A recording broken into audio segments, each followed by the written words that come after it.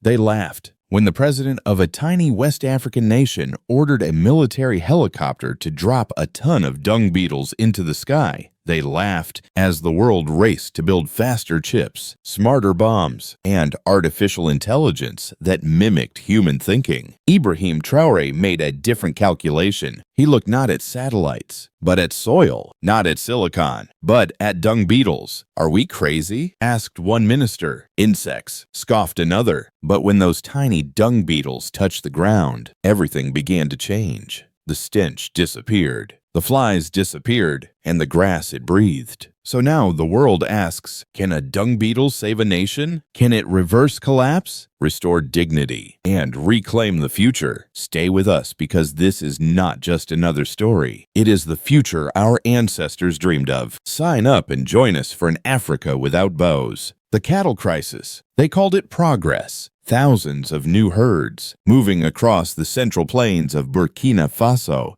Cows, goats, sheep, and camels, the great wealth of the Sahel. For the first time in decades, the livestock sector was booming. Nomadic families had something to believe in again. Children laughed among the herds, traders filled the markets, and the government saw hope. But beneath this booming success, something darker began to stir. With each sunrise, the ground grew heaviest. Heaps of manure untouched, unclaimed, spread across fields like a curse. There were no beetles, no worms, no bacteria strong enough to break it down. Just rot, dry, cracked mounds of dung steaming under the African sun. And soon, the herders noticed. The animals were grazing over their own waste. Flies bred like plagues, water sources began to darken, and the smell it lingered in homes, in skin, in breath. People got sick. Fields stopped recovering. The land, once fertile, was suffocating. Ministers in the capital debated furiously. "Let us import French composting systems," said one. "We must build industrial waste plants," another argued. They spoke of contracts, of billions, of consultants and experts, but no one asked the land. And while these men in suits scribbled plans on whiteboards, the herders waited. Villages watched the sky, hoping for rain, but only disease came. It was a cruel irony. The very thing meant to save the country livestock was now threatening to break it. Some journalists called it the waste paradox. Others simply looked away. After all, what does it matter what happens in a forgotten belt of dry land halfway across the globe? But to Captain Ibrahim Traoré, it mattered deeply. He had walked those fields, touched the cracked earth. He had seen the children swatting flies from their breakfast. He knew this wasn't just about agriculture, it was about sovereignty. Because behind every ton of imported compost, there was a contract. Behind every Western solution, there was a cost. Burkina Faso, he believed, had a choice: keep begging for answers, or dig for them. So when he gathered his cabinet in the spring of 2024, he did not bring a plan. He brought a map of the Sahel's living history, deserts to the north, rainforests to the south, and in between, a fragile, choking land. "We don't just need to move manure," he said, voice calm but unmistakable. "We need to revive the cycle of life beneath our feet." And with that, he uttered the words that would make headlines from Dakar to D. "See, we need dung beetles." A silence fell. Then came the laughter. In that moment, they didn't see a leader. They saw a lunatic. They didn't hear a vision. They heard a joke. But in the heart of Burkina Faso, where waste piled high and hope grew thin, one man had stopped laughing. He was already planning something no African government had dared before. And when the time came, it wouldn't be a memo. It would be a mission from the sky. A ton of bugs in the sky. They came at dawn. Long shadows stretched across the central plateau as the first helicopters lifted off from Ouagadougou, painted in military green. Each one bore the crest of the Republic, but what they carried was not weapons or soldiers. Inside, clattering in wooden crates, was something older than war, something wiser lamented. Beetles, millions of them. They were small, black, armored, born in the heat of distant lands, Kenya, Namibia, and the wilds of southern Australia. Bred for one purpose: to bury what no one else would. A ton of them, to be exact. The logistics alone were staggering. Months of research, quiet meetings with entomologists and ecologists across 3 continents, hidden hangars transformed into hatcheries, and soldiers trained not for battle, but for biological deployment. Because this was no ordinary campaign. It was a mission of restoration. And at the center of it all stood one man, Captain Ibrahim Traoré. He had approved the plan in silence. No press, no applause, just an old Sahel proverb whispered to his aides. The smallest hands often dig the deepest. As the helicopters roared overhead, elders in villages below paused in prayer. Children stared at the sky. What they saw was strange, almost mythic. Wooden crates tipping open mid-air, and then a soft, dark rain. Beetles. They landed by the millions. Some rolled instantly. Others burrowed deep. Instinct drove them. Decades of evolutionary memory told them exactly what to do. They found the mounds of dung cracked, dry, fetid. They clung to it,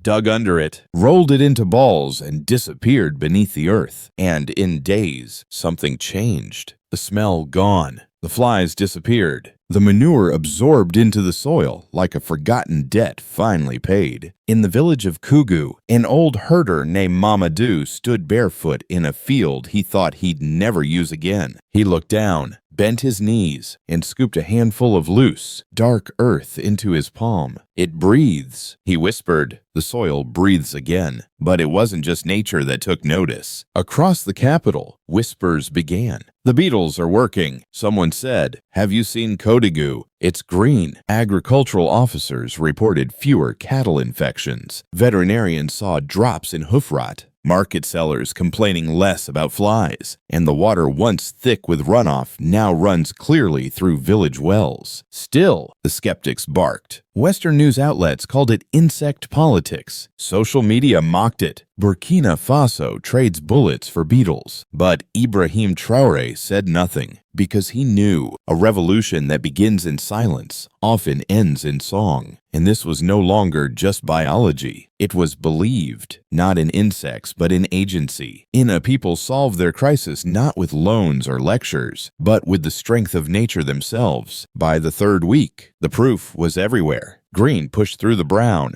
Herders moved freely without the stench of rot. And in cafes from Wahiguya to Manga, people speak of the rain that didn't fall from clouds. They were the beetles. What others had dismissed as a farce had become a miracle, one that came not from Paris or Washington, but from the wisdom of soil and sky, the silence of the strong. At first, they mocked him. From the halls of Western embassies to the air-conditioned rooms of international NGOs, the laughter echoed. A president dropping bugs from helicopters. What next? Frogs and fireflies. One French commentator sneezed. Perhaps Captain Ibrahim thinks he's Moses. And for a time, their words filled the headlines. Burkina Faso bets its future on beetles. Insect lunacy in West Africa. But Traoré, he did not answer. He did not call a press conference. He did not argue about television. He simply waited, because the truth does not need applause. It just needs time. And time, in the Sahel, reveals everything. By the 4th week, drone footage showed fields turning green across Kodigu and Wahuya. In villages once written off as dying, cattle gained weight. Veterinarians confirmed a drop in disease. Flies disappeared from kitchens and marketplaces. Even septics had to blink twice. It was working. And quietly, the world began to change its tune. Delegations from Mali, Niger, and Chad arrived in Ouagadougou not to lecture, but to learn. They walked through fields once filled with filth and now brimming with grass. They listened to farmers speak not of scarcity, but of renewal. And they asked just one question. "How did you know?" In response, Traoré handed over a copy of his field reports. Not speeches, not slogans. Data, soil samples, crop yields, veterinary logs, because this wasn't ideology. It was ecological. At the African Union Summit that June, he rose to speak. No ties, no notes, just the calm of a man who had walked through doubt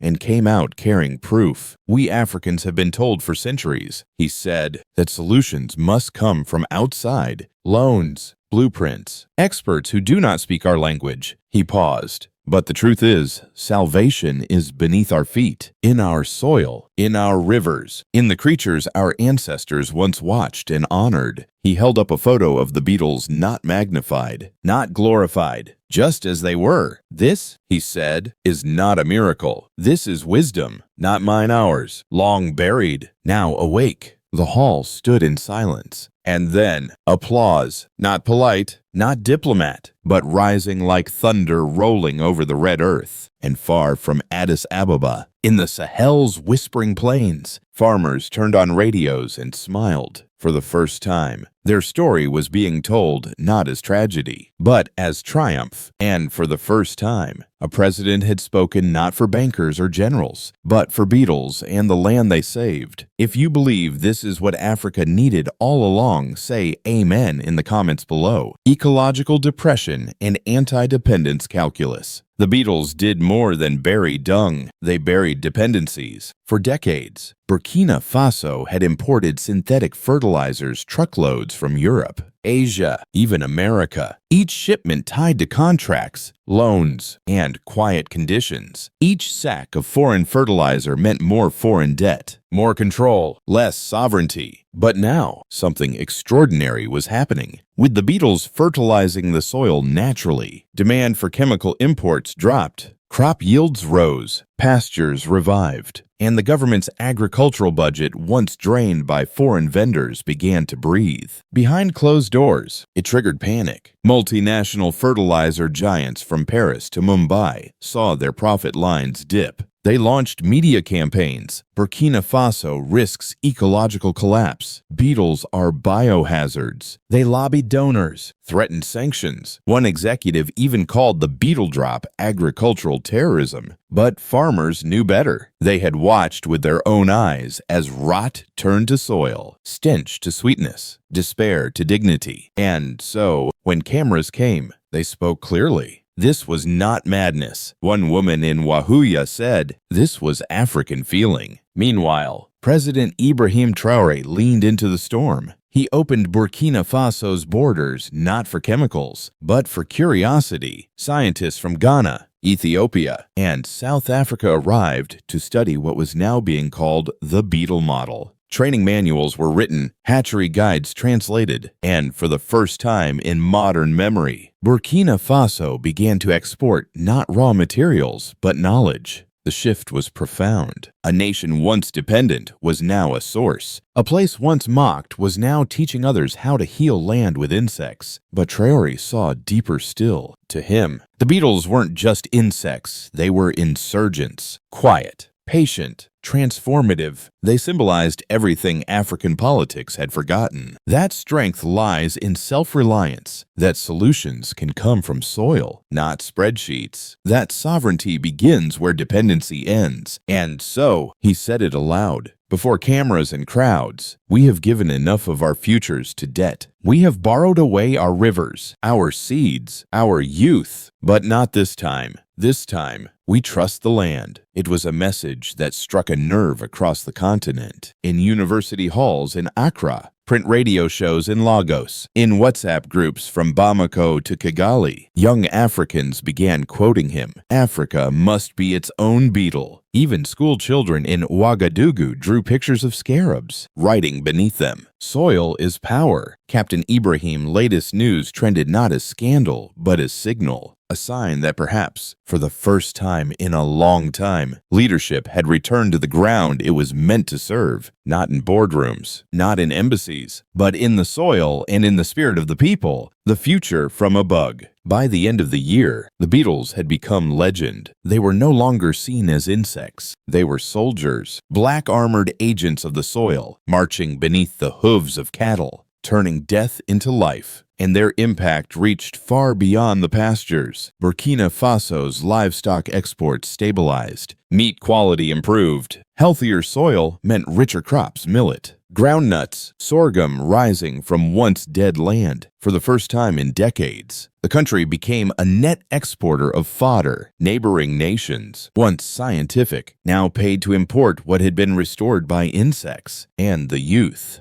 The very generation once desperate to flee for Europe began to return to farming, not because it was easy, but because it was theirs. Agricultural cooperatives blossomed. Young men and women formed beetle hatcheries, selling natural fertilizer across provinces. Children learn about insects in school not as pests, but as partners. The country's narrative shifts. Burkina Faso latest news was no longer about coups or crises. It was about resilience, about a small nation doing what giants wouldn't, trusting its land over its lenders. In village squares and urban cafes, people began to quote a new saying: "If the beetle can do its work, so can we." President Traoré, ever the strategist, understood the power of momentum. He launched the Green Line Initiative, a corridor stretching from the Central Plateau to the arid northern provinces. The mission: expand the beetle zones, slow desertification, and plant community forests along restored soil. Solar-powered pumps were installed, rain harvesting systems built, and more importantly, ownership was given to villagers, not contractors. This wasn't charity. It was invested in people, in place, in permanence, and the impact rippled outward. Leaders from Mali, Niger, and Senegal visited the beetle fields. Agricultural ministers from Kenya and Ghana studied the ecosystem cycle. And in Addis Ababa, during the Second African Union session of the year, Traoré delivered a speech that shook the room. "No one will save us," he said. "No algorithm, no loan. What will save Africa is the courage to believe that we are enough." And as silence filled the room, he held up a single beetle. "This is not magic. This is memory. We have simply reminded who we are." The applause, again, came not for spectacle, but for truth. Because deep down, every nation on that continent had a pasture dying, a soil suffocating, a people waiting. And now they have a model, not made in Europe, not printed in Washington, but born in the dust of the Sahel and carried quietly on 6 legs. When the rains came in June, they touched not just crops but memory. The same land once smothered in waste now drank deeply. Fields that once rejected seed now bloomed with sorghum and millet. Children who once played in dust now ran through green. But the greatest transformation was not in the soil. It was in the soul. Because what Captain Ibrahim Traoré had done with a helicopter and a ton of beetles was to return something no IMF loan or foreign aid could deliver: dignity. He showed his people and all of Africa that salvation does not fall from the skies wrapped in foreign flags. Sometimes it crawls slowly from the earth, silent and faithful, doing what we have forgotten how to do: restore. And while others laughed, he listened. To farmers, to ancestors, to the rhythms of a land too long ignored. He knew that true independence begins when we stop waiting for rescue and start working with what we already have. In the months that followed, no statue was built, no holiday declared. But across the continent, whispers rose: if beetles can change the land, then what else have we underestimated? In Kodigu, they called them the President's Little Soldiers. In Wahuya, children drew them in school books beneath the sun and a rising flag. And in Ouagadougou, people no longer asked, "Will this last?" They asked, "What's next?" A new Africa was taking root, not in speeches, but in soil. Captain Ibrahim's latest news now meant something bigger, not just about politics, but about possibility. So if this story moves something in your chest, don't scroll past. Like, share, speak, subscribe, because they hid our history long enough. Let's speak our future out loud. Thank you for being here. We'll see you in the next story, the kind they still don't want you to hear. Africa Rise.